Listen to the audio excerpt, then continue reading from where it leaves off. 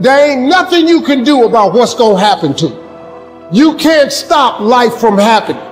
You can do something about it. Life is 10% what happened to you. It's 90% what you do about it. You got to stop tripping every time something happened to you like it's the end of the world. It ain't. Just change your mindset. If you change your attitude, you change your altitude. I saw working out as a way for me to build calluses on my mind. I had to callous over the victim's mentality. I always equated training to mental toughening. Like, it always looked brutal. People waking up early and doing all these things, and it looked horrible. I was like, wow, man, I gotta start doing that. Not to get better, bigger, and stronger, but that is what's gonna build me. That looks uncomfortable. That looks brutal. And getting up early, I don't wanna do that. So I made this long list of things that I don't wanna do. And through that, I found myself. So I started seeing myself very differently than the average human being. I was like, hold on a second. I have something they don't have. And that's when I started to develop these things through working out. It was this great, never-ending work ethic. And through work ethic, I developed self-esteem. I believe that everybody has a gift. Every single human out there listening right now, you have a gift. You cannot be great being a lesser version of what already exists. You can only be great when you execute against your own potential and do your own development. And that means getting up there and looking like a clown. And it means taking little bitty steps forward every single opportunity you get. Make your luck. You gotta make your luck. And if you make it, if you keep putting forth the maximal effort, that luck's gonna come. You're gonna make your luck happen. We lie to ourselves. We don't tell ourselves the way things really are. And when we do that, then we can't fix our problems. We have to be truthful to ourselves. Have to stop rationalizing, stop making excuses, stop telling yourself little watered down assessments of where you're really at. Tell yourself the truth. You're gonna lose everything. You won't come out of this. You're not smart enough. You're not bright enough.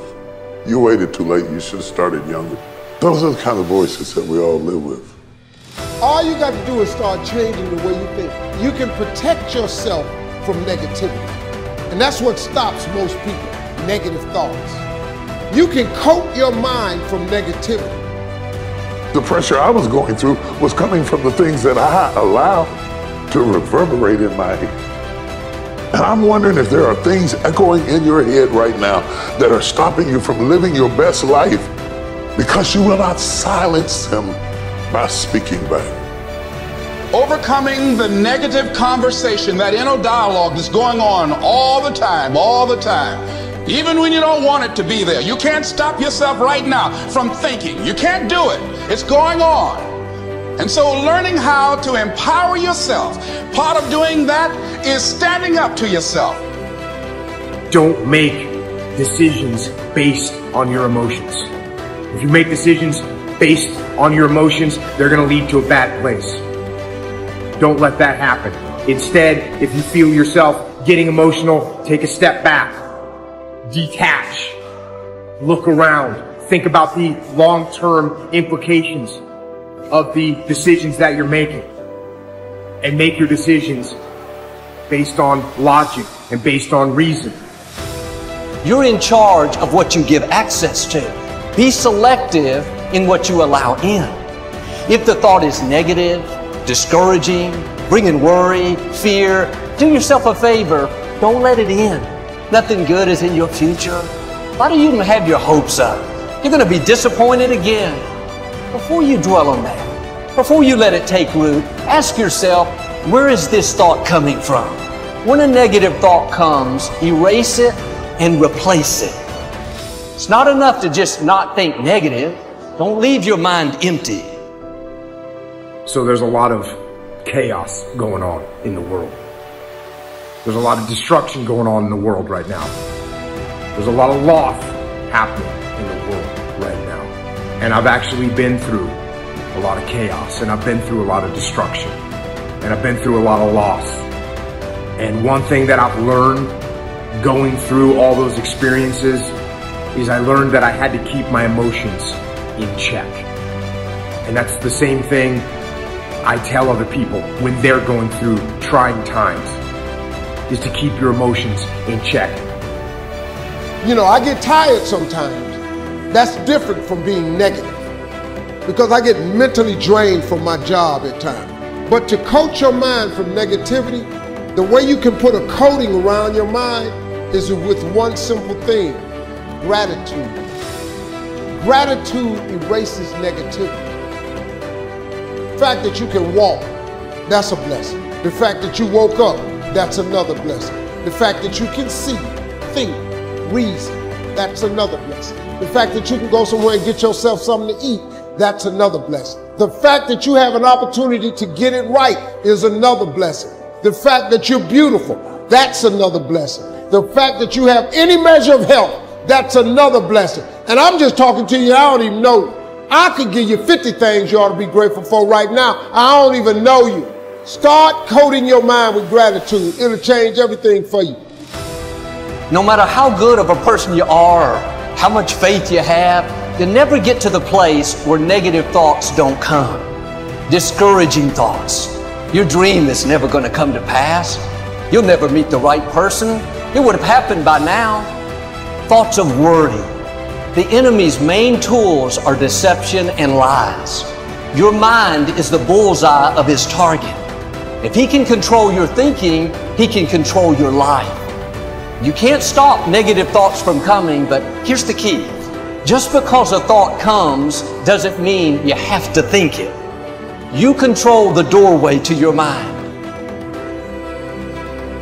Motivation is a feeling that comes and goes, and it doesn't matter whether it's there or not. Discipline is infinitely more important. So no matter how you feel, get up and do what you're supposed to do. That's it. And that's discipline. It's not motivation. If you only did what you were supposed to do when you were motivated to do it, that's leaving it to chance. But if you're disciplined, you go do what you're supposed to do. That's the way it works. If you want to be the best, you watch the best. You look at the best. You watch them and you have their lifestyle. Don't be like this, have their lifestyle, and it'll take you anywhere you want to go. That's the only way you ever get where you want to go. You have to take a path that's dangerous, and most people want to take the safe path. The safe path leaves you stuck in quiet desperation almost every time. It's hell. It's more important to own your weaknesses. You got to really triple down on those, man. Because why? You want to become a full human being. We like to run away from weaknesses. Like for instance, if you're good at running, all you want to do is run. If you're great at reading, you have several books. But we don't do those things that we're not good at. So for me, I realized, man, like I keep on running away from these things I'm not good at. I have to dive into these things. I have to become one with these things. So I own them both. It was a beautiful awakening. It's like when you're living in your parents' home, they are the enemy. You know, everything you don't do right is because of them. And then when you're on your own and you start making mistakes that you made when you were at home, it's like you can't put it on mama now. Mama not with you no more. You can't put it on daddy and say, my father was too hard. I had a curfew. You know what I'm saying? They wouldn't let me party past 12. Like I had all these excuses why I wasn't successful because of my parents. You finally have what you always wanted, control over your life, and you're getting the same results. If you really want to change, you have to take personal responsibility. I think the company is where it is, and people follow me because they don't hear a bunch of excuses.